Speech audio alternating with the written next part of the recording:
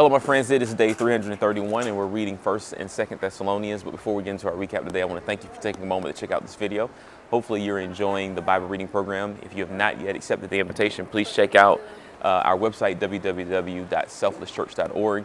And there you'll find a link that has a button that says register, and you can join us in the upcoming 2026 year. And hey, listen, I want to tell you happy Thanksgiving. This is a great time to reflect on all of the wonderful things that the Lord has done for us. And as you can probably hear, we're here, and Layla's here, Bria's here.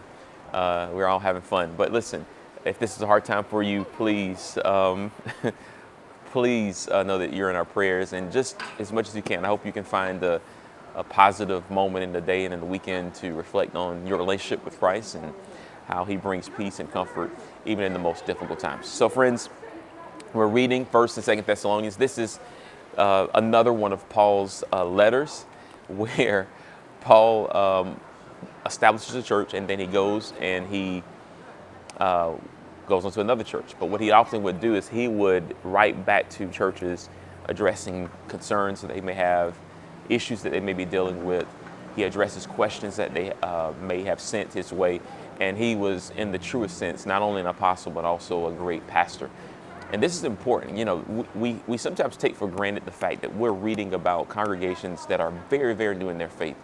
And the ultimate aim was not to just know everything or do everything right. The ultimate aim was to continue to move forward in a productive relationship with Jesus, right? And that's what Christian living is all about. It's not about being in any way perfect. It's about maturing, right? And so a part of that is kind of like walking away from old habits, which we don't really see that much of that in Thessalonians or Thessalonica, but we do see that there are a number of questions. And one of the greatest questions is about what is going to happen next. Because remember, the church is going through a lot of persecution. There's a lot of things happening as it pertains to the Roman rule, the lack of comfort in this new way. I mean, you still have a Roman government, right? You still have an emperor who has a lot to say about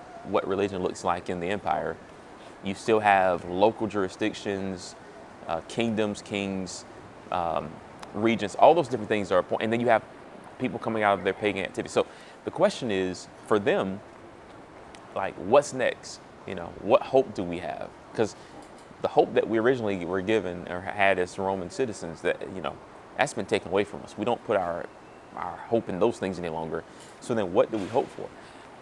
Well, the response in that this book provides is the resurrection. Like, that's the hope. The hope is that one day we will be resurrected, and we will see the creation made over again, and we will, here's more emphatically, the hope is that the resurrected people will finally have their place to rule, or their opportunity to rule, and have the authority that they truly possess now, but it cannot be manifested yet, if that makes sense. It won't be manifested until the coming of the ruling King Jesus Christ. So when you look at all of this, and you see, for instance, where Paul is encouraging them in 2 Thessalonians chapter 2, they understand that there's going to be a lot of turbulence, right? Tribulation.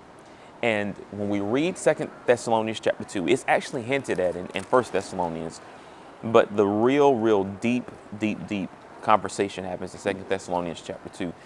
And a lot of times when we read these passages and we read this particular occurrence or explanation about the second coming, we kind of miss the fact that this is really pertaining to passages that were written by Jesus Christ, or spoken by Jesus Christ. It was written by Daniel, chapter 7, Ezekiel, chapter 8. All of these things are found there in these passages, and we kind of detach it, we separate it from what we heard Jesus say in Matthew 24, where we heard Daniel prophesy in Daniel chapter 7, and also 9, and also chapter 8 as well. And we make it an isolated event. Like, we make it something that is separate from what all of the other scriptures are saying. So the coming of Jesus is not necessarily about vindicating his people, setting up a rule, right? Setting up a kingdom where God's people freely are able to worship him and enjoy his presence, providence, protection.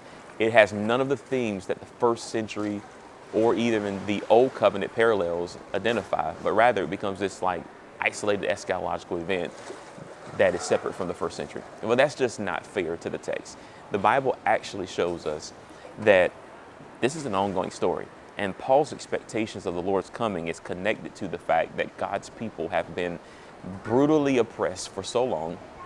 And now a moment is coming where they will be given the opportunity to rule and reign at his arrival. This is the theme that's found in the book of Revelation. This is the theme that's found in the book of Matthew chapter 24, 25.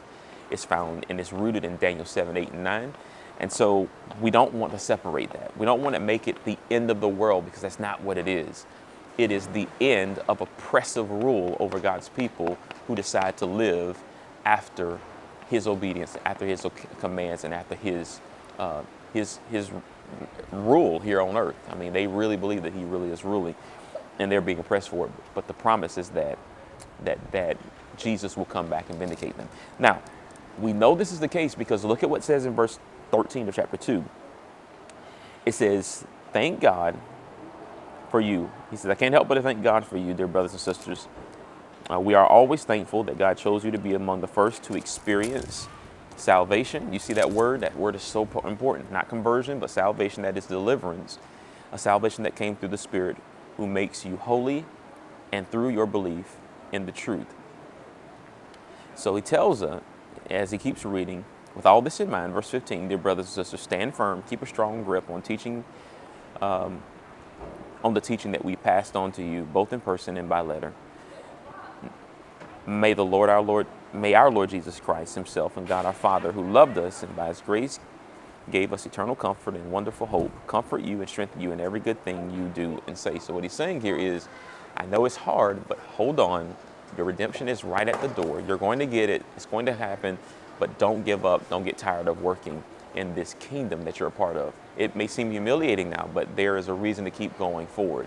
Just don't give up. So that's what we find in this passage. And when we tie it to that narrative, that biblical narrative that we have been reading all year long, that passage makes sense. And it happens as Jesus said it would happen, as Paul expected to happen. And we don't have to entertain these ideas like we hear from Bertrand Russell or Voltaire or some of the others who criticize Jesus for being a false prophet because they didn't see things happen the way he said it would happen in these other passages, Matthew 24, Daniel 7, 8, 9, and other places. We understand that there's a contextual meaning behind all of this, and it happens exactly the way Jesus said it would happen and the way the first century believers expected it to happen. So there's a lot to hang on here. We definitely want to do our due diligence and pay attention and do our homework and understand the mind of Paul as he's consoling the believers. But I'd love to know what you're thinking. What did you gain out of today's reading? What did you see there? Leave it in the comment box below and let us know your thoughts. Again, hope you have a great Thanksgiving. I hope you eat all you want to eat, and hope you enjoy time with your family. Until next time, thank you for watching. Take care. God bless.